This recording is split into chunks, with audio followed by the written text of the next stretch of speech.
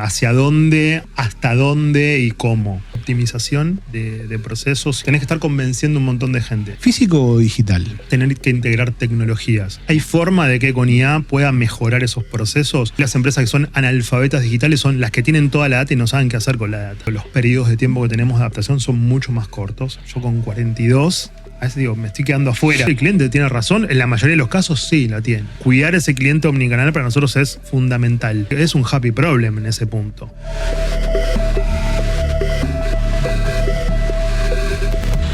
Detrás del algoritmo es presentado por Prime Logistic, Boti, Milbrands.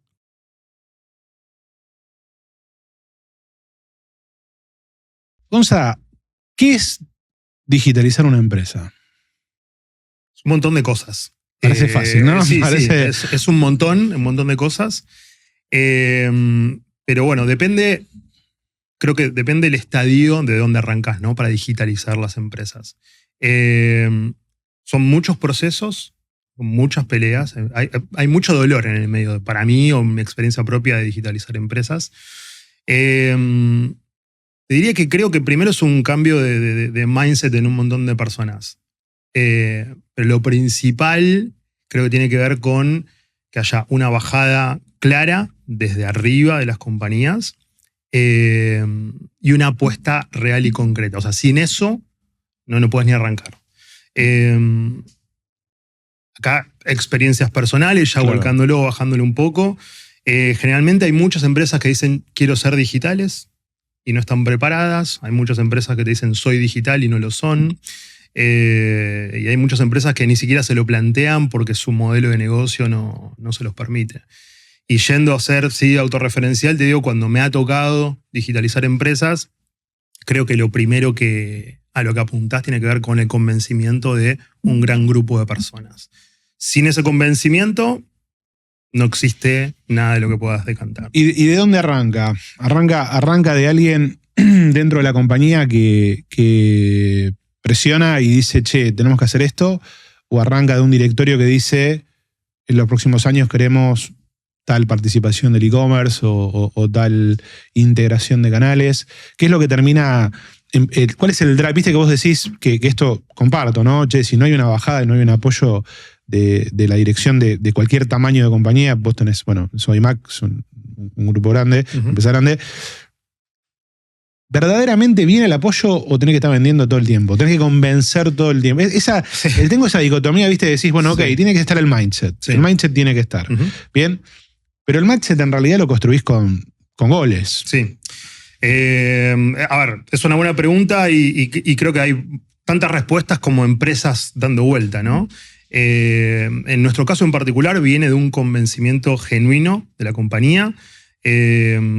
Hace casi 15 años que el grupo arranca con una digitalización grande, ¿no?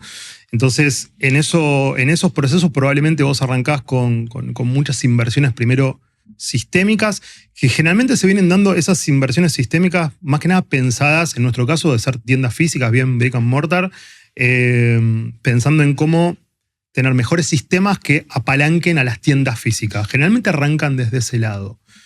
Después, obviamente, empezás a ver siempre los países que están más adelantados, ¿no? Te vas a Estados Unidos o incluso a Europa, entonces veías que la corriente digital venía creciendo muy, muy fuerte. Y a veces arranca como de subirte un poco a esa oleada. Che, se viene esto, las participaciones son muy bajas y arrancás con pruebas, ¿no? Arrancás con tu primer e-commerce, arrancás con esos sistemas que empezaste a invertir o a meterle un poco de cabeza y en nuestro caso arrancó de una forma bastante orgánica. Una bajada de un directorio en donde decía el camino viene por este lado y un convencimiento real de que iba para ahí, ¿no? De que cuando vos pensás en e-commerce, bueno, esto lo hablaremos más a detalle después, pero vos no solo pensás en e-commerce por las ventas propias del canal, sino lo que e-commerce o digital como un todo te genera en tu ecosistema, ¿no? Cuando todo el mundo te habla de omnicanalidad y demás, omnicanalidad al final de cuentas es la experiencia que le vas a brindar desde la tienda física, desde el canal digital, desde la experiencia posterior a la compra, ¿no? Como un todo. Pero e-commerce te da primero una llegada a un montón de gente que no estaba llegando, te daba mucha capilaridad, donde antes no llegabas con tiendas físicas, en un momento en donde decís, che, bueno, mi inversión a nivel tiendas hasta acá llega, no estoy hoy en este momento para seguir expandiéndome y necesito seguir creciendo. Entonces, en nuestro caso particular, bajada concreta, con un convencimiento de que iba hacia ese lado y a apostar mucho, ¿ok? A apostar mucho desde una inversión en tecnología, desde recursos humanos, desde personas, desde mucho trabajo atrás, y esa es nuestra experiencia. Conozco un montón de otras que, nada que ver, que vienen de necesito tenerlo, necesito tener este canal abierto, y por ahí arrancás quizás con, no sé, con social commerce, no arrancás ni con un e-commerce propio. Y vas probando, entonces hay muchos modelos, pero te podría decir, en nuestro caso viene más como una bajada. Y lo dijiste recién, la frase es como tenés que estar convenciendo a un montón de gente. Sí, la realidad es que todo el tiempo. Pero no lo pongo ni siquiera como en modo de crítica. No, es parte del proceso. Es parte del proceso, es parte de tiempos, es parte de gente que se va renovando, en donde por ahí una empresa como la nuestra que tiene, bueno, tiene más de 100 años como grupo, ¿no?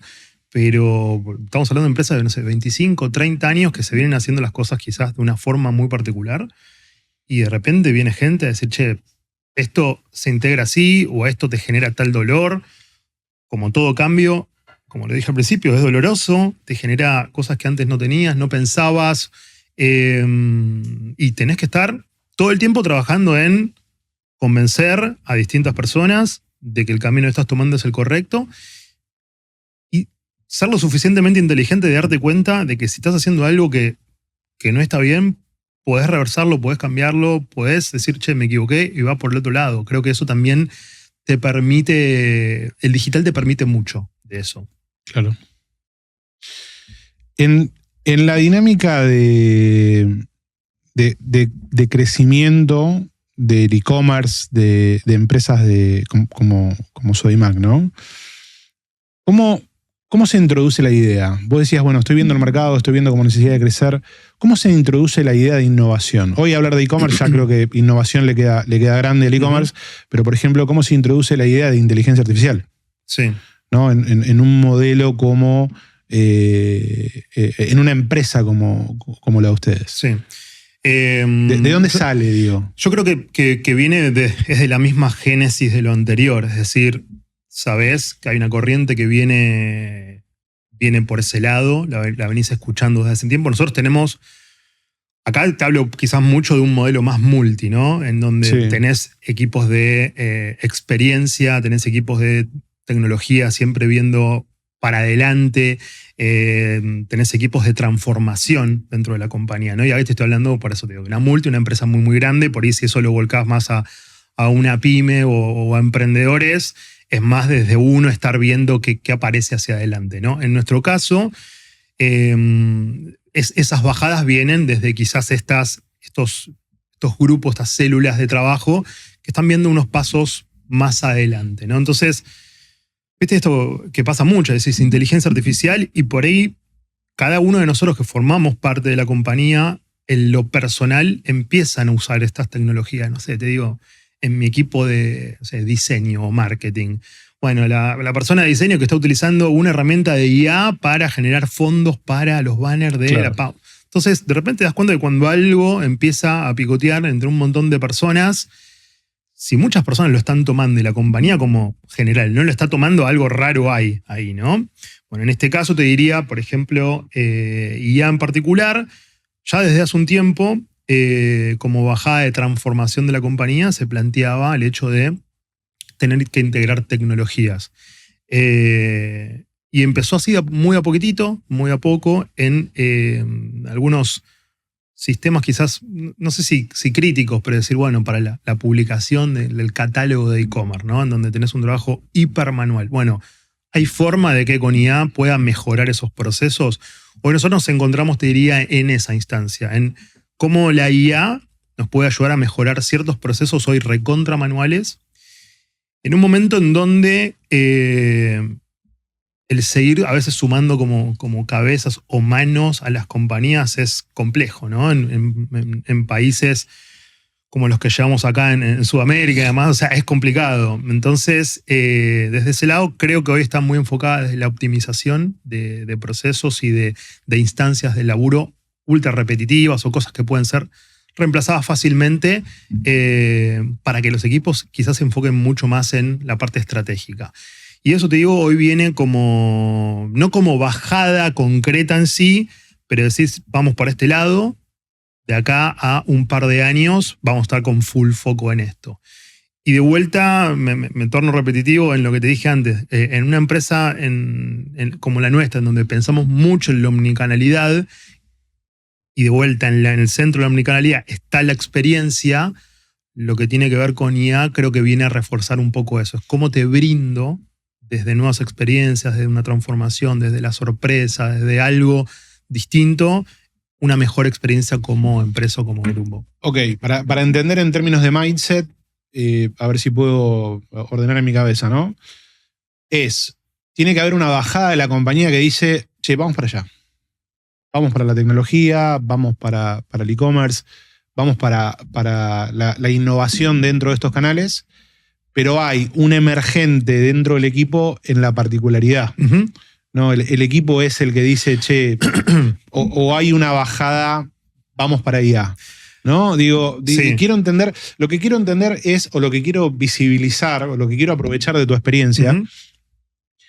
es cómo se construye y se retroalimenta ese mindset digital. Sí. ¿No? Porque también es muy difícil que cuanto más arriba estás, que estás por ahí más a niveles estratégicos, estar pensando en la particularidad de la herramienta, de la tecnología. Uh-huh. Yo me imagino que un VP no está pensando o el presidente de la compañía no está pensando, che, ¿cuál es la herramienta que vamos a usar para integrarnos? No, total. No, sí hay una bajada,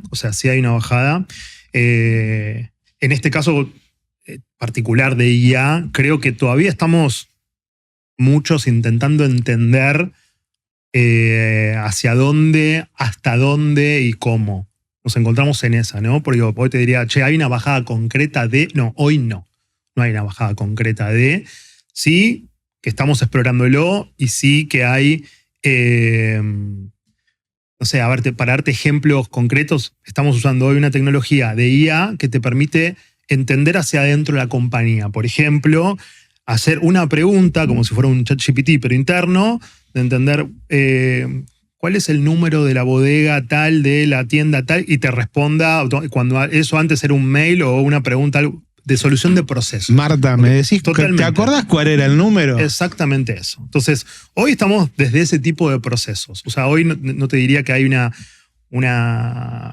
línea clara o bajada, pero sabemos que se va a venir. Sabemos que si ya se están creando este tipo de herramientas para mejoras, como te digo, a nivel diseño, a nivel proceso, están. Pero de IA particularmente hoy todavía no, pero en general las grandes tecnologías disruptivas y demás vienen desde una bajada con convencimiento desde un grupo de decisión con mucho análisis de fondo. O sea, en general viene desde ahí. Y en tu experiencia, y acá nos metemos en terreno desconocido, ¿no? Porque en tu experiencia, porque hay algo que siempre dentro del contexto del mindset, no necesariamente sobre inteligencia artificial, ¿no? Pero viste que el e-commerce nos dio mucho tiempo para entenderlo. Sí. ¿No? El e-commerce nos dio y... Hasta pandemia, ¿no?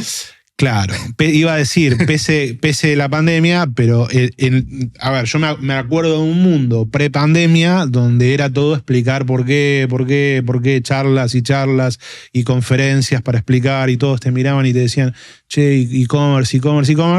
Pandemia, listo, ya está, ya lo entendimos, pero nos dio 10 años de adaptación. Uh-huh.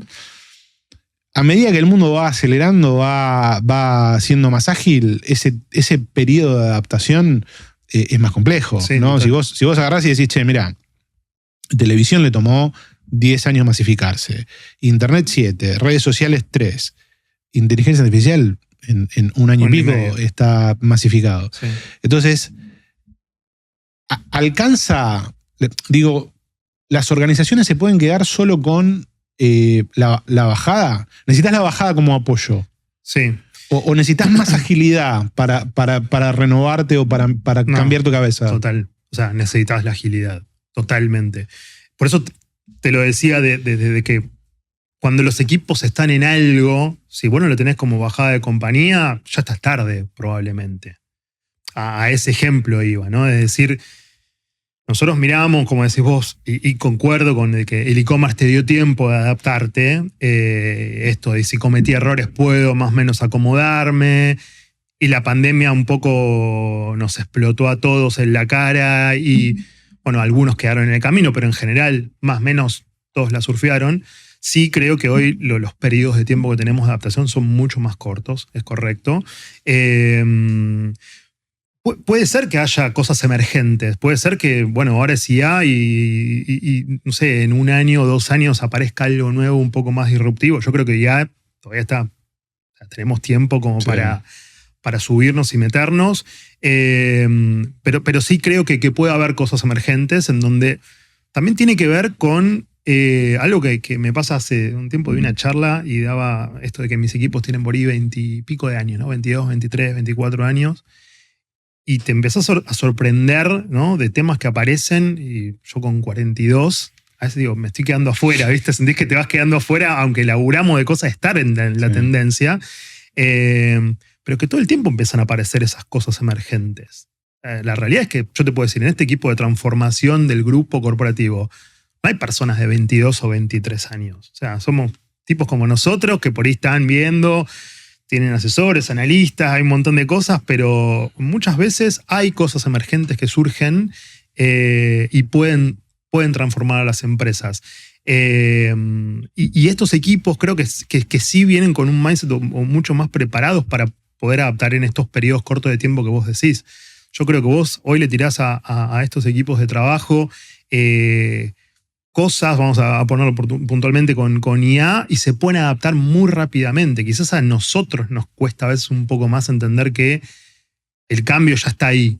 Pero me parece que hoy, con las cabezas que hay, con el talento que hay en Argentina, en particular, en Sudamérica en general con esto, no es algo que me preocupe particularmente desde los equipos de trabajo. Ahora, las empresas se pueden quedar en el camino tranquilamente en no adoptar estas tecnologías y sufrir mucho el proceso, como fue la digitalización, por ejemplo. Yo creo que la IA puede ser en algún punto tan dolorosa como la transformación digital de las empresas en su momento, que hoy sigue pasando, ¿eh? Lo hablábamos hace un rato. Digo, hoy hay empresas que vos las ves, grandes empresas, que todavía no están full digitalizadas o no entendieron ese cambio tecnológico del todo.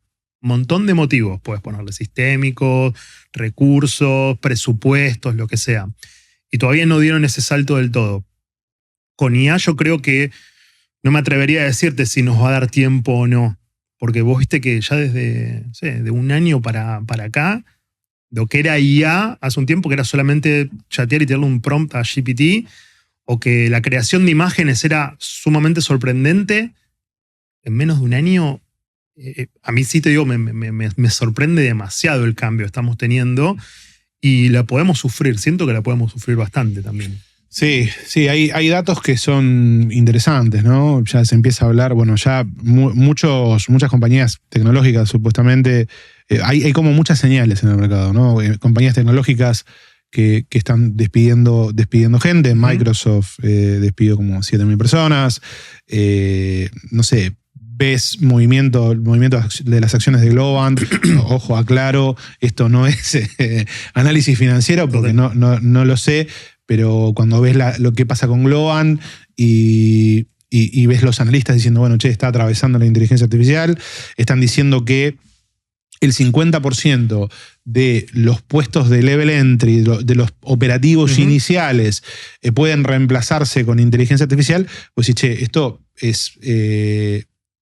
es interesante. No te digo preocupante, pero es interesante. Sí. El tema acá, y no me quiero meter en inteligencia artificial, porque nos vamos a colgar haciendo inteligencia artificial, es cómo retroalimentás el mindset de la dirección con lo que pasa en el terreno, ¿no? Porque vos de repente tenés un equipo de pibes de 20 y pico de años que pasan todos lados en cualquier nivel de organización, que el pibe por ahí viene, te digo pibe en el sentido de que es joven, viene y te dice, mira, estoy probando esta herramienta que me facilita, ¿Cómo escala eso hacia arriba? ¿No? Para decir, como para revalidar el modelo de que es por ahí. O no necesita escalar. Yo creo que hay de las dos. En lo personal hay cosas que no escalo y avanzan, pero por esto que te decía, que quizás en lo que te mejora es algo ultra operativo y no es necesario que, digamos. O sea, creo que hay cosas que resuelven rápidamente, como el ejemplo que te daba antes. Claro. O sea, no necesito escalar una herramienta de fondos generados con IA para... Pero está bien, pero por ejemplo, vos decís, che, no puedo escalar una herramienta que de fondos porque no tiene sentido, pero ¿qué pasa cuando vos te das cuenta que el laburo de 5 ahora lo hace 1 con una IA? Bueno, ese es otro punto. Ese es otro punto. Y ahí anclo a la respuesta que te di antes. Uno de los temas que tenemos nosotros como grupos grandes, o las empresas en general como grupos grandes, a veces no les es tan fácil integrar. O sea, muchos de los procesos que vos tenés armados vienen armados también muy legacy, ¿ok? Muy... Bueno, digo, esta transformación decía, tiendas físicas, sistemas, se le anexa una capa de digital que convive con todos estos sistemas viejos, generando un montón, parte de la fricción o del dolor que viene gran parte por ahí, le agregas otra capa. Entonces esa capa también tiene que integrarse a esta capa dolorosa. O cambiás todo, acá te doy un ejemplo muy concreto, o cambiás todo para que esto se integre muy fácilmente, o parcheás mucho. Y el parcheás mucho también es complicado. Entonces, quizás yo te traigo una solución no escalable por esto que decís, pero no es tan fácil tampoco prescindir de ciertos recursos porque tenés que solventar grandes problemas que tenés en la capa probablemente tecnológica. Es medio complejo, pero tiene que ver que vienen armados como de cosas ya muy preestablecidas. Entonces yo creo que hay que pensar bien justamente la integración de todo este tipo de cosas, ¿no? Por eso te digo, a veces desde lo personal, a veces cuando te moves en entornos cerrados, ¿no? de tecnología, tiene su parte muy positiva, pero también su parte no tan positiva. Ahora, llevarlo a un ejemplo emprendedor, un ejemplo de alguien que por ahí tiene un sistema enlatado, que bastante más flexible y con poca gente, la IA viene a resolverle un montón de cuestiones y un montón de temas que probablemente decir, che, necesito prescindir de... No me estoy metiendo contra los diseñadores. Agarramos el ejemplo pero digo, de 3 diseñadores porque lo puedo desarrollar. Bueno, sí, eso va a venir y probablemente bastante. Ahora... Igual no como punto de discusión, ¿no? Del reemplazo, sino de la velocidad del aprendizaje. Pero hay algo que dijiste que me resulta interesante. Vos podés tener el mindset, pero si tenés una estructura que no te permite alejarte o moverte o pivotear mucho, es complejo también. Sí. O vos decís, che, vamos a hacer esto, no, pero pará porque tenemos que conectar todo esto que es imposible conectar. Total. Eso es una, te digo, de los grandes puntos, o de los grandes blockers en general que tenés en compañías, tiene que ver con que, ok, hay muy buenas soluciones de fondo, pero que tienen que convivir. O van por un track en paralelo, que perfectamente pueden ir, o esto que hablábamos antes, es qué tiempo te va a llevar para poder integrar. O sea, yo tengo conversaciones con empresas que vienen a resolvernos muchos puntos de dolor que nosotros tenemos como te dije antes, de cosas operativas, y por ahí a veces no puedo avanzar con esas cosas porque me limito internamente. Y la solución es espectacular, y la solución me resuelve muchísimos problemas.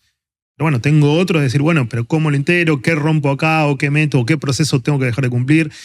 Y hay una parte que para mí es trascendental dentro de todo esto que estamos hablando, que es lo que te acabo de decir recién, es los procesos. Cómo reescribimos, probablemente sea una IA que te reescriba el proceso, ¿no? Pero digo, cómo reescribís procesos para que se integren a un entorno complejo dentro de las empresas.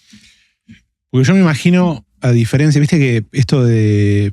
Uno necesita escribir para crecer, para poder escalar, porque si no es imposible gestionar tantas personas, tantos equipos, tantos puntos de venta, tantas operaciones. Necesitas escribir procesos. Y es lo que te termina atando. Necesitas crear infraestructura. Y es lo que termina atándote al mismo tiempo. Sí. En función, vos sos e-commerce manager. Y desde tu cabeza, no sin... ¿Dónde está tu cabeza y dónde está la realidad? Digo, ¿cuántos años adelantados estás en función de lo que podés hacer? Porque a veces el cambio estructural es tan grande que es imposible de hacerlo. No sé si es buena la respuesta que te voy a dar. No sé si estoy años adelantado. Ok. No. Te voy a hablar Sí, muy honestamente. Sí, pero es lo que... La dinámica retail, en un entorno, en mi caso llevo Argentina y Uruguay, dos países muy similares y muy disímiles al mismo tiempo. En el caso de Argentina, te digo, con la dinámica que tenemos, estar pensando con la cabeza hacia adelante es casi una ilusión. O sea, es complejo. Es muy complejo desde pensar el entorno que tenés hoy, ¿no? No sé cuándo lo estarán viendo esto, pero hoy, junio 2025, un entorno que hacia adelante, decirte inflación, tipo de cambio, importación, hay un montón de cosas, ¿no? A nivel producto que te hacen estar muy cerca del negocio y muy corto del negocio. Ahora, dentro de la función que tengo como e-commerce manager, obviamente, uno de los grandes puntos que tenés que estar viendo siempre es el riesgo latente de un montón de cosas, ¿no? Lo tenés que estar viendo. Después tenés que estar viendo un poco de tendencia que se viene o como bajada de grupo hacia dónde vamos. Obviamente lo tengo, pero yo no sé si tengo la cabeza a 5 años. Tengo la cabeza probablemente a 1 año. Okay. 1 año vista máximo y no lo veo como algo negativo. No es algo malo, no, está claro. Sí, el universo de acciones es corto. Perdón, te cuento algo que te lo mencionaba al principio. Me ha tocado llevar región, me ha llevado a tocar otros países, México, Brasil, Chile, y podía ver hacia adelante. Y creo que es parte de la regla del juego que nosotros manejamos. Me ha tocado ver Chile y yo tenía un objetivo puntual con la empresa, un objetivo que sabía que lo tenía que cumplir a 3 años. Metas tenemos, metas a 3, 5, armamos planes, está perfecto, ¿no? Pero digo, también cómo nos lleva a nosotros. Cuando llevé región, me pasó eso, me pasó de decir, bueno, puedo tener la cabeza a 3 años y apunto hacia ahí. Y se cumplió literalmente a los 3 años que teníamos que hacer, la integración de la empresa hacia falabella.com perfectamente y con mucha previsión. Ahora acá te digo, las reglas de juego son bastante distintas. Tenemos un tablero distinto. Total. Dentro de tu rol, ¿no? Y esta cosa todavía está, esta pregunta está, a veces algunos dicen que ya no existe más, otros que la siguen peleando. ¿Físico o digital? ¿Dónde está el foco?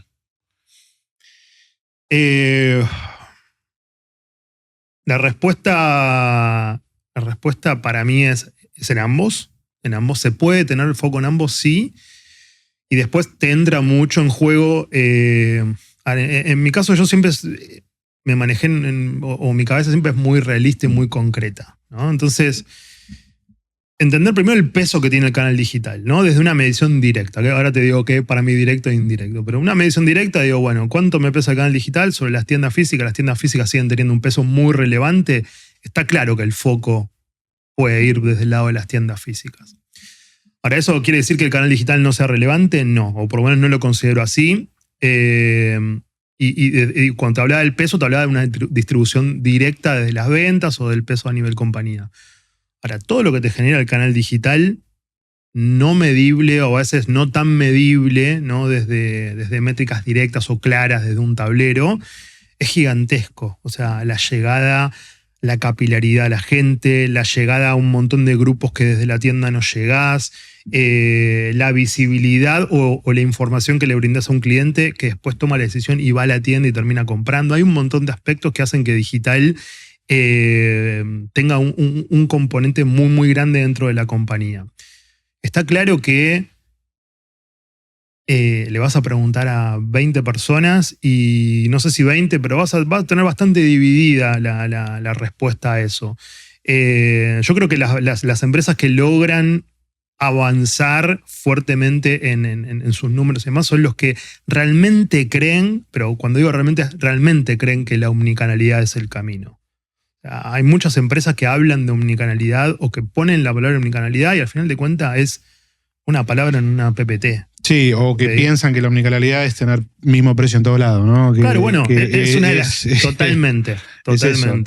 ¿Y cómo te toca vivir a vos esto de ser un e-commerce manager en esta época, ¿no? Porque es complejo, ¿no? Yo la otra vez, en una charla interesante, debatida, en una empresa, estaban analizando canales. Esto es algo que yo empecé a poner arriba de la mesa y creo que otros profesionales lo están poniendo también, y empieza por lo menos a tener un poquito más de discusión.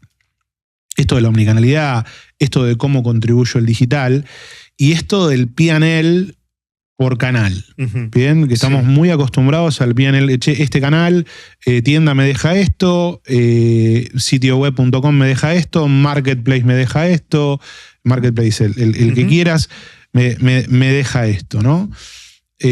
Adquisición, gasto en Meta, Google, lo que sea. Entonces yo le preguntaba en esa discusión que me estaban la idea era cerrar un canal, no vamos a decir cuál para no sesgar. Y entonces yo le preguntaba, le digo, bueno, ok, ¿y el tipo qué? Te vio en las redes, ¿bien? Te buscó en Mercado Libre, por decirte, o en cualquier marketplace. Se fijó en tu reputación en Google y te compró en la tienda. ¿A quién se lo atribuyes? Claro. ¿A quién se lo atribuyes? Entonces vos me decís, che, no, cierro las redes sociales porque va negativo. ¿Cómo tratás desde tu rol de e-commerce manager de ver los números? ¿O esto entra dentro de tu análisis? Sí. Porque yo creo que en el mundo donde todo se puede medir, ya no se puede medir nada. Es una teoría, me la llevo yo esa, ¿no? Total. Digo que me puteen a mí. Todo se puede medir en el e-commerce. Pero ya creo que nada, tenemos tantos datos que no podemos medir nada. Total. Bueno, me imagino que conoces, no sé, a Avinash, BI y demás. Sí. Hace 10 años tenía una frase que era que las empresas que eran analfabetas eran las que no recopilaban data, ¿no? Y no hacían nada. Y hoy las empresas que son analfabetas digitales son las que tienen toda la data y no saben qué hacer con la data. Entonces, digo, eso como mantra, ¿no? Y concuerdo totalmente con esto de que tenés tanto que ya no sabes por dónde medir. Yendo a lo del P&L particularmente, yo obviamente lo tomo, es responsabilidad del e-commerce manager tenerlo, y para mí el que no lo tenga se está perdiendo una gran parte de entender el negocio. Ahora es un capítulo totalmente aparte y concuerdo con lo que estás diciendo vos, es ¿qué quiero mostrar o qué muestro, cómo lo muestro? Entonces ahí creo que tenés distintas o varias miradas como para poner sobre la mesa. Tenerlo, lo tenés que tener, y ese análisis creo que tiene que tener un fundamento de fondo. En nuestro caso, el P&L lo llevamos para tener 2 canales separados y obviamente tratar de entender a la mejor medida posible, no a la menor, a la mejor medida posible, más o menos cómo creemos que contribuye el canal y cómo hacemos una comparativa lo más exacta posible, por así decirlo. Ahora, ¿qué se le asigna a cada línea? Hoy es muy complejo decirlo. Sin entrar en determinado detalle, creo que en nuestro caso el gran punto del P&L tiene que ver más que nada con analizar comparativamente recursos, ¿no? Los FTEs, analizar un poco los gastos o los gaps que tenemos a nivel operacional, ¿no? Pensarlo un poco más desde ese lado como un canal en sí, pero que tampoco son la Biblia. No, claramente no son la Biblia. A mí me encanta la administración del negocio desde el P&L, pero digo, todos los días lo veo, bueno, no todos los días porque no todos los días va modificándose, pero digo, el cierre y demás lo hacemos muy, muy de cerca sobre eso. Hace meses que estamos barriendo línea por línea para entender, che, te lo atribuyo, no te lo atribuyo, esto va directo, esto es indirecto, la publicidad de tal lado, a vos te la pego con participación de la venta. Bueno, tomar esas definiciones creo que son fundamentales. Erradas o no, pero tomar una decisión, por lo menos de decir. Y algo que me parece que nosotros como compañía estamos haciendo bien es por lo menos tratar de llegar a un acuerdo entre todos los países y entre todas las unidades de negocio que mal o bien, pero se mide así. ¿Ok? Entonces, la comparativa puede ser errónea, pero es una comparativa de más o menos peras con peras. Y ahí puedes entender un poco en dónde te estás desfasando un poco o por qué tal país hace mejor esto y cómo puedo mejorar si tal país tiene este proceso aceitado. Creo que te sirve un poco para un punto de comparativa. Ahora, de ahí vas a tomar una decisión, como acabas de decir vos, de un cierre de un canal. Y te digo, yo creo, o como nos pasa hoy a nosotros, no sé si estamos tan listos como para eso. Es una buena foto, pero no sé si es la foto final para la toma de decisiones. Hay empresas que probablemente lo tengan muy alineado ese P&L y muy bajado, o empresas que por ahí tienen un gran foco digital o que su negocio digital es mucho mayor que el de las tiendas físicas y pueden tomar decisiones mucho más asertivas con eso. Para mí es necesario tenerlo.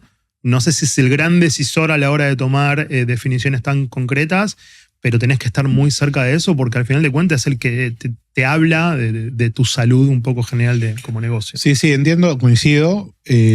Comparto que los números los tenés que mirar. Lo que creo es que me parece que el P&L hoy debería estar acompañado, hoy en esta nueva era, debería estar acompañado de información complementaria que muestre más correlación. Sí. Bien, que muestre más correlación. Sí. Porque es como que, viste, yo escucho, y no, tengo las redes sociales por una cuestión de branding, perfecto. Tengo esto por esto. Che, acá queremos social commerce, acá queremos vender. Y todavía lo veo como un pensamiento. Yo creo que entiendo que la cabeza necesita esa relatividad, ¿no? Esta de, che, sitio web o marketplace, o tienda, o redes sociales. Pero hoy están pasando cosas que el camino del consumidor, totalmente errático, totalmente multiplataforma, la misma persona en un proceso de compras rebota entre Instagram, tu sitio web, un marketplace, pasó por la puerta local, le preguntó a un amigo, che, ¿te compraste tal cosa? ¿Cómo te fue? ¿O qué tal cosa? Y el proceso de decisión se termina construyendo por un montón de factores. Sí. ¿Bien? Y nosotros empezamos a buscar correlaciones porque nos empezó a pasar que, esta necesidad de ir más allá de los datos y empezar a buscar correlaciones. Y de repente vos ves correlaciones como que, no sé, aumento de visitas en una VIP de producto, en tu sitio web, que no se traduce en ventas, pero que sí se traduce en ventas del aumento en tu tienda de tal lugar, de ese producto. Y vos decís, che, ¿cómo? Yo creo que lo que no se está conectando es, che, estamos vendiendo más este vaso en la sucursal de tal. ¿Por qué? Y resulta que te lo están mirando por el sitio web. Sí. ¿No? Entonces creo que ahí hay un punto que creo que tiene que ver con mindset, que tiene que ver con omnicanalidad que nos estamos perdiendo. Sí, lo que pasa es que ahí mientras vos hablabas, pensabas, ¿durante cuánto tiempo operamos? Esto digo, el e-commerce nos dio tiempo, ¿no? Sí. Decimos, ¿durante cuánto tiempo también operamos mal? Es decir, modelos de atribución de pauta, ¿no? Te lo llevo a, en su momento, decir, estoy corriendo con un modelo de 15 días de atribución, 30 días de atribución, 10 días, que se te entrecruzan los canales, como decimos, todo tan entremezclado que durante mucho tiempo muchas empresas operamos sin modelo de atribución o un modelo last click, decir, che, cliqueo acá, compró, listo, se lo atribuyo a Google, se lo atribuyo a Meta, y sabés que estás metiendo todo en una bolsa que claramente no es así, y sabés que de fondo no es lo correcto en la medición del número, ¿no? Es mucho más complejo. Yo creo que llevándolo a un plano más real es, más allá del P&L, más allá de toda esta complejidad que estamos hablando, es entender cuáles son tus 4, 5, 9, 10 palancas máximas. Es decir, che, mi foco son estos 5 o 6, voy por esto aún sabiendo que por ahí no es lo más concreto. Porque ese ejemplo que decís vos de los vasos en la tienda de San Justo que me pegaron porque hice una campaña, es más, creo que ni siquiera tenés el tiempo de analizarlo. No lo puedes medir. No lo puedes medir. O sea, me encantaría poder llegar a ese nivel de capilaridad para decirte, fue por esto. No, porque aparte cuando ya lo quisiste medir, ya tenés un comportamiento en la otra que te alteró tal. Entonces, por eso cuando vos me preguntabas, ¿cuánto miras hacia adelante? Y te diría poco porque la dinámica que vas generando y la cantidad de datos no tenés, o en nuestro caso, tenés que entender bien qué querés analizar o qué querés medir. A esas 4 o 5 cosas que te digo que más o menos te van a servir para tu día a día, saber que no estás pifiando demasiado en el análisis que estás haciendo. Yo creo que más o menos todos nos movemos en ese entorno de métricas un poco más acotadas, porque si querés, cuanto más lo abrís, a veces más te complejizás en entenderlo y más te complejizás en encontrar qué querés hacer. Yo creo que al final de cuentas nosotros tenemos un negocio que es como raro, pues es complejo al mismo tiempo, pero en el día a día tiene cierta simplicidad o ciertos comportamientos a veces que son bastante repetitivos, ¿no? Obviamente, bueno, te estoy siendo muy referencial de lo nuestro y el tipo de consumo que tenemos, la idea ¿no? Es que me interesa tu experiencia, claro, ¿no? O sea, desde lo nuestro, donde vos tenés un cliente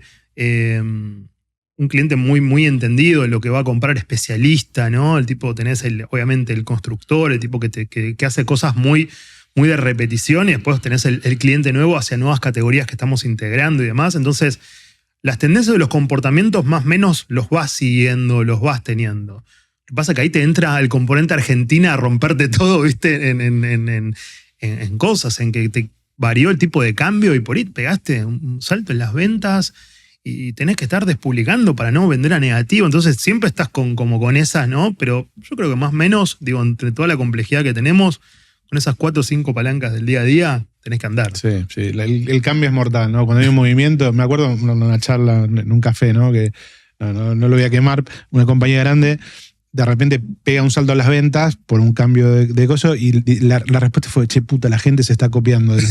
Claro, y vos decís, che, pegué el salto a las ventas. No, adelantaste ventas. Gonza, en ese camino de omnicanalidad, mindset, tienda física, entender estas palancas, ¿cómo integras todo el proceso? ¿Cómo, desde tu lugar, ¿no? ¿Qué es lo que mirás como e-commerce manager del ecosistema completo? Del completo, a ver, lo bueno, nuestras oficinas están en una tienda, ¿no? Están en una tienda física. Entonces, que para mí es espectacular, porque puedo estar viendo real time lo que pasa en el sitio, con las marcas, con el se vende más, con lo que está pasando en la tienda en el momento. O sea, puedo ver la gente caminando, qué está viendo, qué producto toca, qué mira. Si hago una promo en particular, si están yendo más a ese sector, caminamos la tienda. Bueno, esto es lo que hablábamos recién. Che, hicimos la promo, mira, están yendo para allá. Sí, bueno, algo que nosotros hacemos es caminar la tienda. O sea, algo tan tonto como decir caminatas es espectacular. Cómo la están viendo. Nosotros, aparte con el tipo de producto que tenemos, a veces es... Siempre el mismo ejemplo cuando me preguntan. Pisos. Vender pisos. ¿Quién te va a comprar 200 metros cuadrados de pisos sin ir antes a ver cuál es el piso, la textura, el color? Es muy complejo, ¿no? Una compra grande. Entonces algo que nos pasa mucho es entender, bueno, qué está pasando y cómo tenés que ver cuál es el comportamiento de venta de la tienda física. Obviamente que tenemos a veces muchas particularidades que no se nos dan de la misma manera, ¿no? La tienda obviamente en general vende mucho de material, obra gruesa y demás, que es raro que se venda online ese tipo de producto. Entonces, sacando eso y yendo al resto de las familias que nosotros manejamos, una de las cosas que más miramos es eso. Yo, particularmente como e-commerce manager, miro muy de cerca los productos ganadores de las tiendas, la venta de la tienda, qué se está viendo, qué se está caminando o cómo lo está percibiendo la gente a los productos en sí. Que eso no lo tengo en ningún dashboard, es eso, ¿no? Es la realidad dándotela en la cara todo el día. Las líneas de caja, las veo desde donde estoy yo sentado, veo la línea de caja y voy viendo si más o menos coinciden ciertos horarios con cosas que vamos haciendo nosotros. Después, obviamente, lo que tiene que ver hoy con stocks, ¿no? Y rotación de stocks y lo que tiene que ver con el abastecimiento de las tiendas. Cuando vos pensás en la omnicanalidad esta que te decía, nosotros tenemos un porcentaje muy alto de gente que va a retirar las tiendas físicas. Entonces, ¿cómo nosotros estamos abastecidos en esas tiendas o cómo logramos que las tiendas estén con un buen surtido, un surtido sano particularmente, y esa rotación de inventario para nosotros es clave? Que a veces cuando tenés un negocio full digital, estás solo enfocado en tu bodega y lo tenés todo muy, muy particularmente en sistemas y lo ves ahí. Y yo creo que hoy a mí me juega muy a favor esto que te mencionaba de la cercanía o entender si el cliente va a tener una buena experiencia, ya me puedo adelantar a eso también. Y después indicadores que vemos y que pasan al revés, ¿no? Porque vos me decís, ¿qué ves vos? También gran parte de lo que yo puedo proveerles de información a las tiendas. Y eso también me parece fundamental. Bien, eso me gusta. Muchas veces se agarran de esto, ¿no? De productos ganadores, a veces empiezan a hacer trend. Nos pasa mucho de alguien que por ahí vio algún producto en la web, hizo, no sé, influencers. No pagos, ¿eh? O sea, te agarraron un producto, un acolchado, me compré esto en la web, me acaba de llegar, papá, lo publicaron y de repente decir, che, mirá, este producto no lo teníamos mapeado como ganador, lo levantaron, nosotros lo tenemos como ganador en online y cómo lo podés mover de la tienda para darle una mayor visibilidad y que ese producto pase a ser ganador. Eso a mí me encanta, primero porque sentís la influencia directa del canal y cómo se refleja en el negocio físico. Que a veces, viste, que un poco que te pasa cuando estás en estructuras grandes, que a veces sentís que por ahí tu laburo no lo ves tan reflejado en el negocio, en el día, en el número concreto. Bueno, acá te diría pasa todo lo contrario. Vos podés proveer de información muy rápidamente, muy concreta a nivel números y métricas, y que eso tome una definición en la tienda física y que la tienda física empiece a tomar de ese producto y convertirlo también en un producto ganador cuando no lo era para la tienda física. A mí me parece que eso también te da como un tacto con los dos canales, ¿no? Que se conversan al mismo tiempo y que pueden convivir muy bien ese tipo de productos. Obviamente, te puedo dar ejemplos que tampoco han salido bien, pero muchos de esos sí salen bien y creo que proveer todo ese tipo de información y que esa data sea accesible y fácil de entender también principalmente para muchas personas, me parece que también juegan muy a favor para el cliente, ¿no? Todos terminan ganando en ese sentido. ¿Crees que es el mismo consumidor o son distintos? En nuestro caso es distinto, el cliente es distinto. Quizás si te lo hago, te digo, ¿cuántos de nuestros clientes compran en tienda? Gran parte de nuestra base de clientes online son compradores en tienda. ¿Okay? Gran parte de nuestros clientes online son compradores en tienda, al revés no tanto, pero cuando empezás quizás a hacer más granular en la información por familias o determinado tipo de productos, te das cuenta que sí hay una cierta correlación entre los clientes online y los clientes de la tienda física. Acá tengo que ir quizás algo mucho más específico, pero nosotros tenemos clientes especialistas o clientes que nosotros los llamamos clientes pro.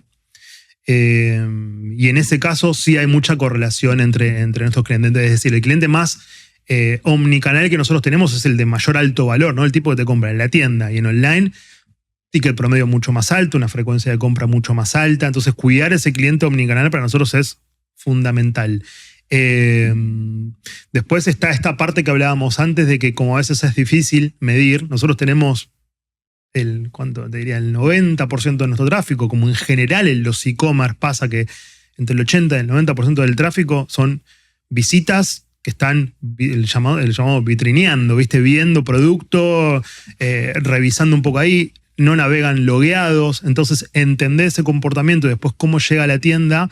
Parte de lo que comentábamos antes, a veces de cómo poder cruzar esa data, que a veces es compleja, pasa mucho. No sé cuánto de ese 90-80% que estuvo viendo productos finalmente después terminó comprando, porque no tengo todos los elementos para cruzártelo. Ahora, de los que sí puedo ver, hay una correlación gigantesca y en ese caso sí te diría sobre una base más chica de clientes, ese tipo de cliente es el que obviamente queremos potenciar, ¿no? El cliente que tuvo las dos experiencias, y obviamente las dos experiencias fueron buenas, es un cliente que es absolutamente fiel y un cliente que está muy por encima de la media del resto de los clientes que nosotros tenemos. Bien, así que hacia eso apuntamos. Si la experiencia es buena, el cliente sigue comprando. Total. No hay mucha ciencia. Sí, totalmente. Sí. No hay mucha ciencia. ¿Cómo?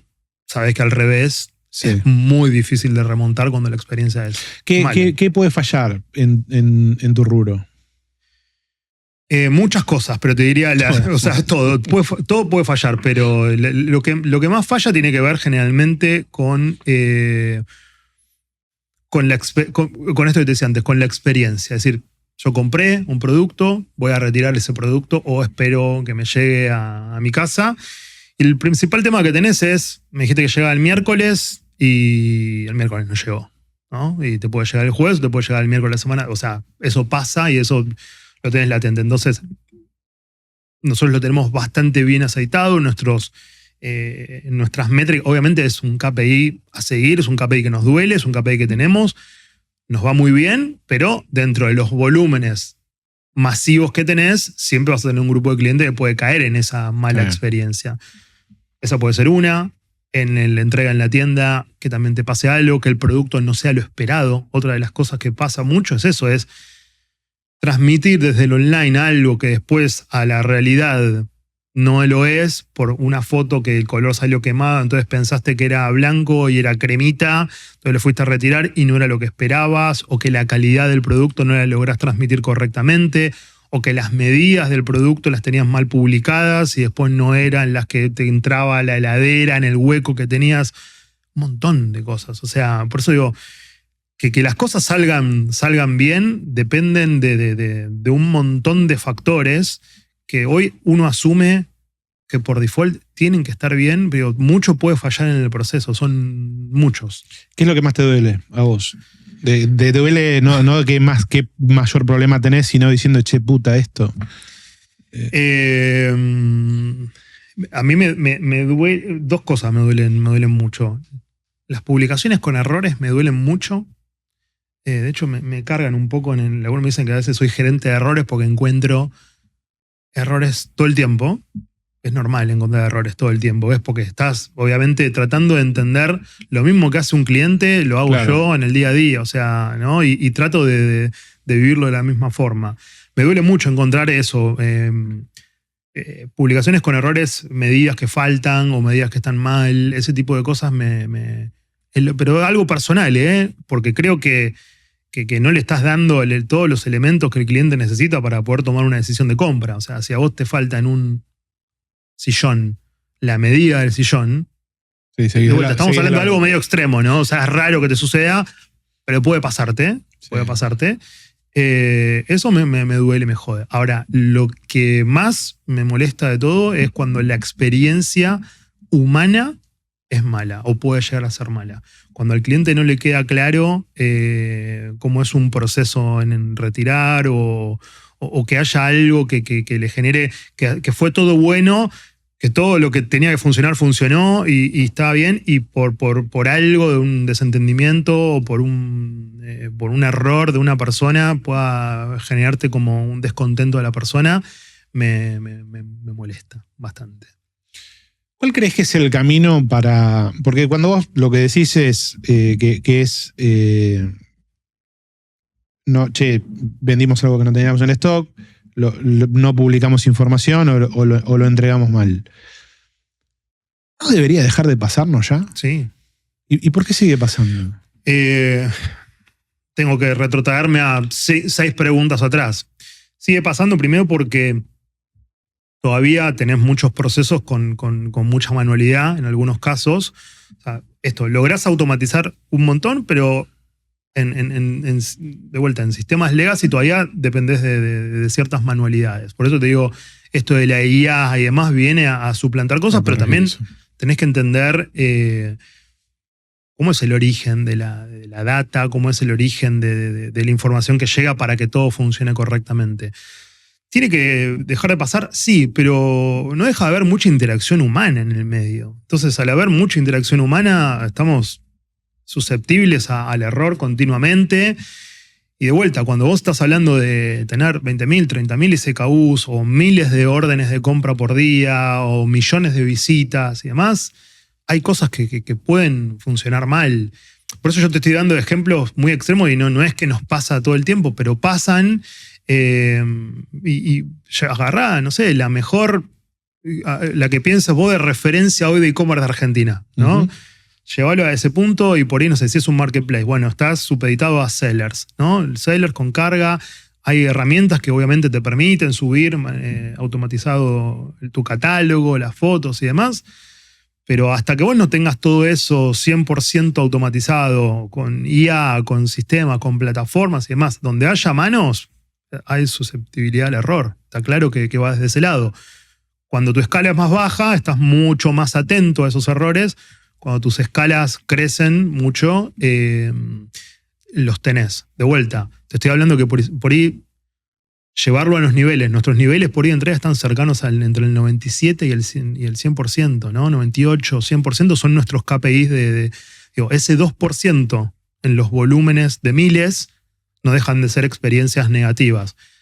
Y como esto pasa, una experiencia negativa, o sea, me ha pasado, no ahora en Soy, pero en Falabella, una experiencia negativa de una persona que era influencer, que te levantó, te puede explotar por un caso. Sí, o sea, está claro que te puede explotar por igual un caso. Igual es muy difícil, yo siempre digo esto, ¿no? Y digo, che, estamos en una industria que todavía está en pleno diseño. Sí. Entonces es muy difícil que nada falle. Total. ¿No? Total. Y cuando hablas de escala y hablas de volumen, ¿qué está primero para vos? ¿La capacidad o la venta? ¿De dónde sale esto? Uno de los principales problemas que hoy hay en la logística es que las empresas flex no llegan a entregar tanto paquete en un día. ¿Bien? Entonces viene Hot Sale, la rompemos en Hot Sale y después el 50% de los paquetes, no sé el número, pero gran parte de los paquetes entregados a destiempo. Malas experiencias, calificaciones, etcétera, etcétera. Ahora, eso ya lo sabíamos antes de arrancar, Sí, ¿no? Pero sí. estamos como muy seteados en vender, y a veces la capacidad la damos por hecha, diciendo, che, si vendemos 1000 o si vendemos 50.000 no es lo mismo. ¿Cómo manejas esa dinámica vos? O si, che, empujo la venta o ¿qué es lo que te pasa con eso? Yendo a lo personal, nosotros laburamos mucho en la planificación.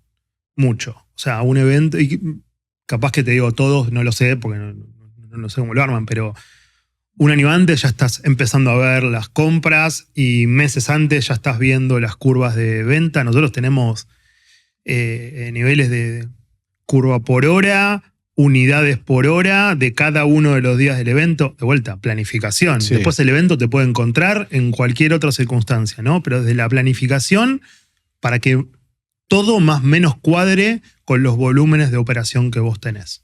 ¿Ok? Eso. Ok, pero vas a mirar el número del volumen de operación. Sí. O sea, nosotros lo vemos. Ahora, después, obviamente, la que manda es la venta.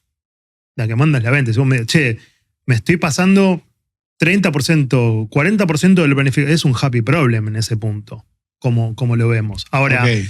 ¿cómo lográs que ese happy problem de estar 40, 30, 50% por encima de lo que vos tenías planificado? Eso sí creo que tiene que ver con la flexibilidad que tengan ciertas compañías para poder moverse en ese entorno de complejidad.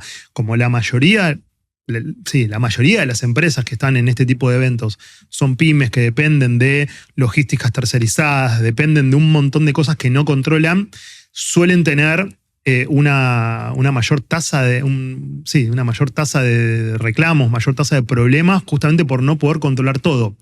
En nuestro caso, pasa lo contrario. Nosotros, nuestra logística, tenemos nuestra propia entrega, contamos con mucho músculo propio como para poder saber hasta dónde nos movemos. Entonces yo puedo decir, bueno, ¿sabes qué? Meto un doble turno de esto, que se acomoda con esto. Entonces logro solventar gran parte del problema. Por eso cuando hablábamos antes de pandemia, en pandemia estabas muy limitado por un montón de cosas, vendías, las tiendas no las tenías abiertas, pasó un montón de cosas que no controlabas. Ahora, en la medida de lo posible, nosotros tratamos de movernos con un entorno de mucha planificación y luego tratar de acomodar un poco esas problemáticas con nuestro músculo propio. A veces tampoco podés cumplir al 100%, pero más o menos va por ese lado.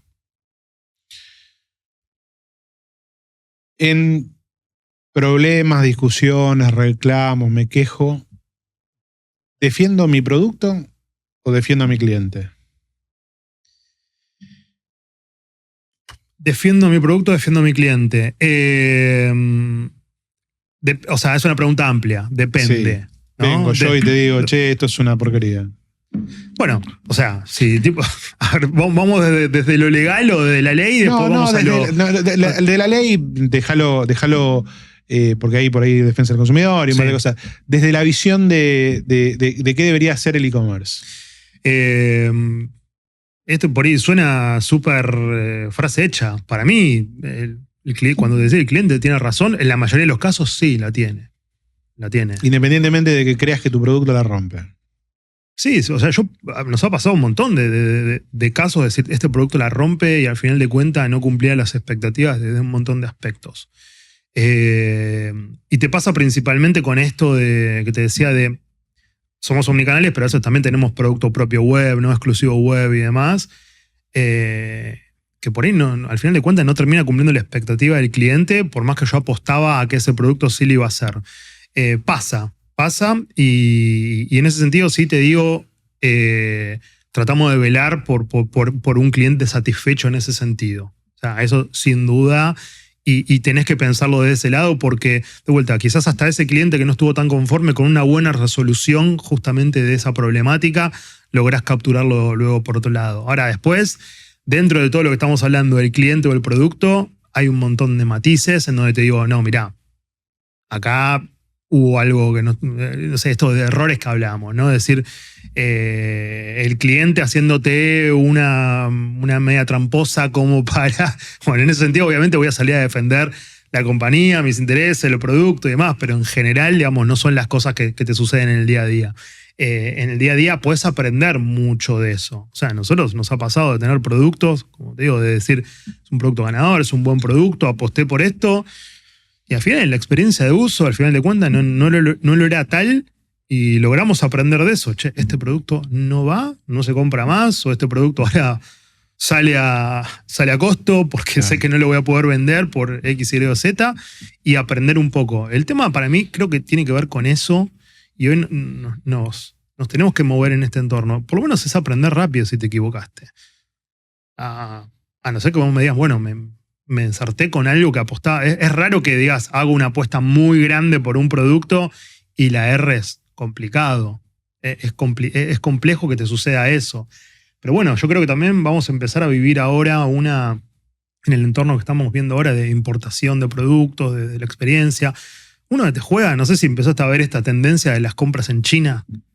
Sí, che, pedí esto por China y me llegó tal cosa, ese producto. Sí. Bueno, también empezamos a competir con esas buenas y malas experiencias. O sea, porque cuando todo el mundo te dice, che, me salió bien esta, hay 10 que no salieron Que bien no de salieron. esas. Sí, y puede pasar cualquier cosa. Cualquier- En desde- China, el que conoce China O sea, puede pasar cualquier cosa. 90 días de entrega, que la aduana, que tal cosa, que AFIP, que tal cosa, que está simplificado, pero no tan simplificado. Entonces, No, pero los productos, mirá, yo justo estuve en la Canton Fair ahora, en la de abril, y tiene algo que es alucinante la Canton Fair, que vos tenés, la podés hacer digital o la podés hacer presencial.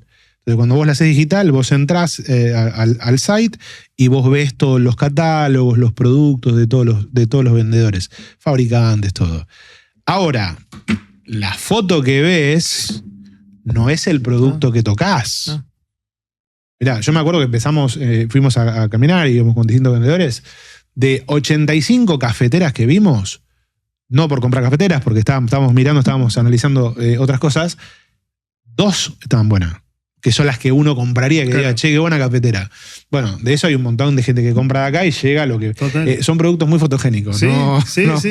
pero después no se la bancan. Claro, sí. Pero viste que hay una cosa acá, y desde dónde sale esta pregunta, ¿no? Quizás no te pasa a vos en tu habitualidad, pero vos escuchás marcas que dicen, si la review del producto es negativa, yo lo dejo de vender, y encontrás a marcas que dicen, no, el cliente no entiende lo que vendo, ¿no? Entonces el cliente no lee, el cliente no sabe.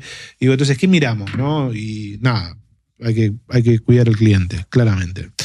¿Cómo trabajás en el entorno de la competencia con tanta transparencia de mercados? ¿Qué mirás? Bueno, hoy la competencia, esto, hilándolo a la pregunta Sí. anterior, hoy la competencia, primero definir, creo que tenés que tener claro qué es tu competencia. Bien. Para arrancar. ¿Cómo lo definís vos eso?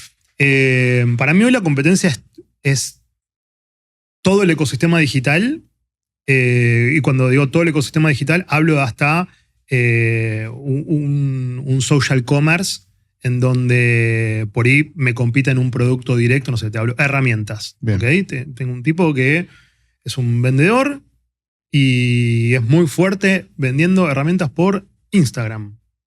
Okay. ¿Es competencia? Sí. ¿Lo miro todos los días? No, probablemente. Lo considero a la hora de mi análisis, probablemente. Ahora, primero setearte ese marco de qué es mi competencia. Nosotros tenemos un set ya de competidores predefinidos en donde nos pegan directamente, en donde sentimos que son más o menos 10 competidores, es decir, a estos los estoy monitoreando continuamente como mercado. Y ahí empieza el gran tema de decir, bueno, ok, ¿cómo me mido con eso, no? Y en cómo medirte también fue cambiando en el tiempo. Antes era mucho más sencillo decir, bueno, es precio contra precio. Hoy es precio, financiación, tiempos de entrega, costos de entrega, ¿tiene retiro en tienda o es solamente con envío a domicilio? ¿La marca es la misma o es marca propia contra marca propia? Y de repente el ecosistema se empezó a hacer pelota en la comparación. O sea, muy difícil de medirte. Nosotros miramos, te diría, esas 4 variables principalmente. Hoy precio, financiación, tiempos y costos de entrega son como los 4 que tenemos como bien predefinidos y sabemos que tenemos que seguirlo por ahí. Pero de repente lo que nos empezó a pasar es esto, que con la apertura de importación y con la llegada de nuevos jugadores, no nuevos jugadores, pero nuevos productos al mercado, hoy competir desde antes lo que eran primeras marcas era como mucho más sencillo de entender. En nuestro caso tenemos, obviamente, marcas nacionales, marcas importadas y marca propia. Entonces, entender ese juego de marca propia, importadas y nacionales, hoy hace que el entorno competitivo de todos los que antes veíamos como competidores se torne como muy complejo. Y al mismo tiempo es cómo haces coincidir, ¿no? tus fechas calendario, tus eventos propios con los eventos del mercado y decir, bueno, hoy te comparé y hoy estoy bien contra este. Y la semana que viene estás muy mal parado contra ese probablemente. Entonces, claro, nunca podés estar en un entorno en donde decís siempre le estoy ganando este, pero perdí con este. Entonces, ¿cómo lo vemos nosotros? Es tratar de ser conscientes de que la propuesta de valor que le entrego al cliente tenga, en general, la mejor de todas las que estamos buscando. Es decir, un precio acorde al mercado, con una financiación que por ahí a veces uno tiene 12, pero yo sé que voy a tener 6 o 9 o 3, pero voy a tener financiación, con tiempos de entrega que en nuestro caso ya están como bastante aceitados entre 24 y 48 horas, y con costos de entrega, en el caso de que no vayas a retirar la tienda, que obviamente es gratuito, súper acotados. Entonces, a veces, más allá de estar mirando la competencia, me enfoco mucho más en mi propuesta de valor, ¿no? En mi propuesta de valor, y saber que si eso lo tengo más o menos aceitado, estoy por el buen camino. Obviamente eso no quiere decir que no miramos hacia el costado, lo miramos, pero digamos, es tan cambiante el entorno, tan cambiante, que es dinámica, o es tan dinámica esa competitividad, que tenés que enfocarte un poco más en vos ofrecer una buena propuesta de valor que en estar viendo si sos más competitivo que aquel o que este en el día a día que te lleva. Pero mirás la media, decís, che, más o menos estamos por acá. Sí. Pues yo me imagino, bueno, vos tenés experiencia en todos los mercados. Argentina, hasta ahora tuvimos una particularidad que estaba mucho más restringido, así como tenemos lo malo, la competencia era como más controlada. Y hoy se abre el juego completamente distinto. Sí. ¿No? Vos de repente hablas con un vendedor chileno que te dice, yo compito con el chino puerta a puerta, directamente. Sí. No, México pasa lo mismo. Entonces, vos decís que podés mirar, pero para tener referencia, a ver si entiendo. No sé si, no voy a mirar la particularidad, pero en referencia voy a buscar que mis condiciones sean parecidas. O sea, voy a mirar, exacto, estar bien parado con todo mi set, ¿no? De estas 4 que te decía que son como más de mantra. Obviamente hay productos ganadores o hay apuestas muy puntuales que tenés de productos, ¿no? Que los venís siguiendo. Obviamente son tus killers y no vas a querer estar por fuera de mercado. Igual también algo que pasa es que también, viste, hay mucha regulación, principalmente sobre lo nacional, ¿no? O sea, hoy los proveedores nacionales, bueno, hay medio una encrucijada, particularmente con los proveedores nacionales versus el producto importado que está llegando. Entonces, tampoco nos vamos pisando entre nosotros saliendo de las normativas del mercado que tenemos. Es muy raro que vos veas que un producto muy ganador lo tengas 50% por arriba del precio. Viste que hay muchos casos que te dicen, che, lo vi en tal y me lo ofreció. Sí, está bien, pero pará, de vuelta. Lo vi siempre el ejemplo es, che, el Mercado Libre está, pero pará, ¿con qué financiación? Está 200 lucas más barato, pero, no, claro, porque lo vi que las cuotas, viste que está todo como medio. Entonces, mientras vos tengas ese set, que sabés que estás tranquilo con eso, obviamente hacemos el benchmark y lo vamos midiendo y demás, pero te digo, lo vemos más desde la general. Y de vuelta, cuando tenés tantas miles de referencias, llevarlo al día a día es complejo. Tenemos herramientas igual de medición de competitividad, de análisis de precio, de medias de precio, pero va mucho por ese lado. Nosotros nos guiamos mucho por nuestro calendario de acciones también, y eso nos da cierta tranquilidad también de que no nos desfasamos bastante. Porque es complejo. ¿Cuántos SKU tenés? Y nosotros ahora por encima de 20.000 en cada uno de los sitios. Es imposible. Sí. Mirar uno a uno eso es imposible. Sí, o sea, podría llegar a tener muchísimos más. Claro. Muchísimos más. Pero después también por algunos temas particulares a nivel logístico y demás, preferimos que sean por ahí solo de la tienda, que no sean ese long tail de productos que al final no nos va a generar nada, pero más o menos nos movemos en ese volumen. Sin ser marketplace hoy nosotros, ¿no? Estamos hablando de referencias propias. Sí. Obviamente cuando vos hablas de marketplace estás hablando de cientos de miles. No, pero lo pienso en términos de seller o en términos de empresa, 20.000 SKU. Gestionar 20.000 SKU a nivel detalle, competencia, promoción es complejo. Es muy complejo. Es complejo. ¿Y qué porcentaje es tu universo de atención de esos 20.000?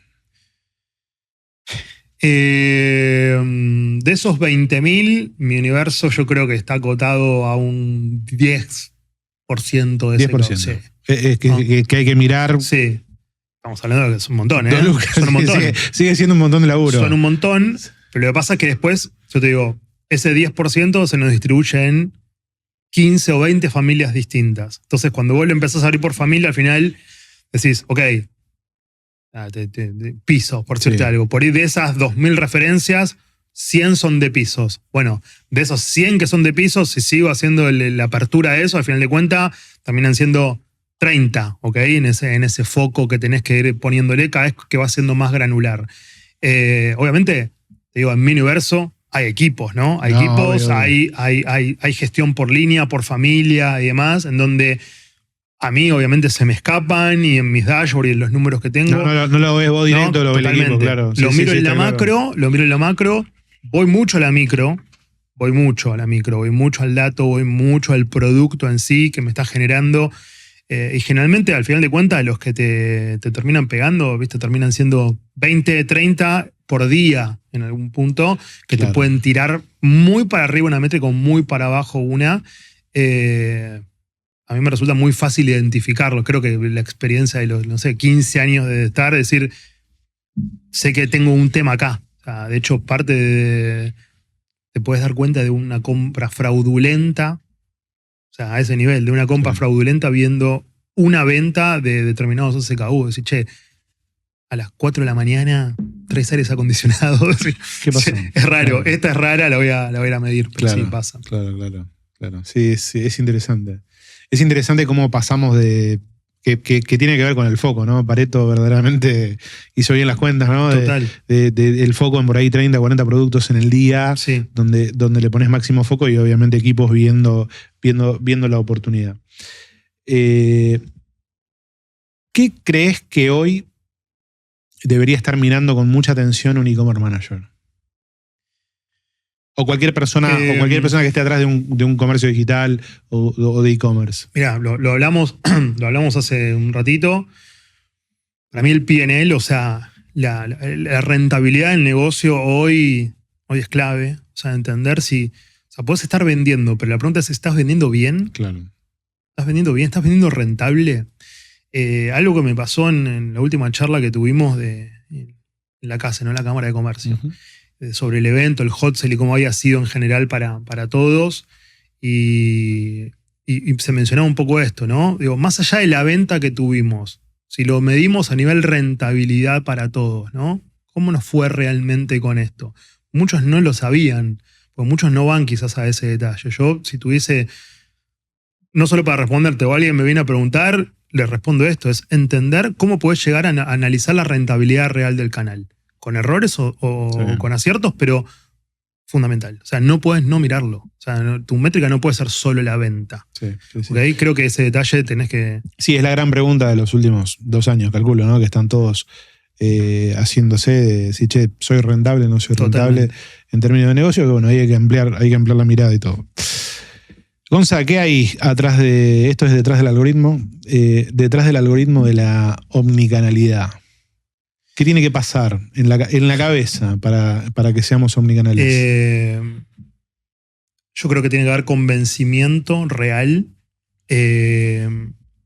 no desde el discurso, sino desde que pensás que realmente el camino es para ahí. O sea, yo creo que la palabra es un convencimiento real de las personas y que no sea solo como bajada. Y obviamente lo que hay a mí detrás es muchas manos y muchas cabezas de mucho laburo. O sea, a veces creo que no logramos dimensionar desde la simplicidad de un clic y que el producto llegue a tu casa o lo vayas a retirar. O sea, hay muchas cosas en el medio que dijimos que pueden fallar. O sea, hay muchas manos, mucha gente, muchos sistemas. No es tan sencillo a veces como creemos. Entonces lo que hay es mucho laburo, incluso a horas no laborales para que las cosas sucedan. Sí. Entonces creo que en su gran mayoría lo que hay es mucho laburo y mucho esfuerzo atrás de eso. Bien, y última pregunta, en términos no particulares de ustedes, sino en términos generales, ¿a cuánto crees que está el mercado de la omnicanalidad? En términos generales, yo creo que menos de la mitad de las empresas hoy en Argentina son realmente omnicanales. Bien. O sea, me toca hablar con mucha gente de la industria, pero cuando digo omnicanales es no que crean que son, ¿eh? No, que sean. Yo creo que menos de la mitad de las empresas hoy son empresas omnicanales. Sí. Y aclaración para mí súper importante es, para mí la omnicanalidad es una meta que siempre se va corriendo. O sea, sos omnicanal o vas siendo omnicanal, pero nunca lo terminas de ser del todo por esto que hablábamos, porque siempre se te va agregando algo. Y creo que entender que te vas construyendo y vas generando todo el tiempo omnicanalidad es parte de entender que así es el juego, ¿no? Porque decir, soy omnicanal, ok, como lo decíamos recién, sí, pero ¿estás listo para el próximo paso? ¿O qué se viene? Viene TikTok Shop, ¿qué estamos haciendo? Otro quilombo más, 20.000 SKU, se complica. Bueno, viene por ahí. Gonzalo, gracias por compartir tu experiencia en Detrás del Algoritmo. Gracias por la invitación.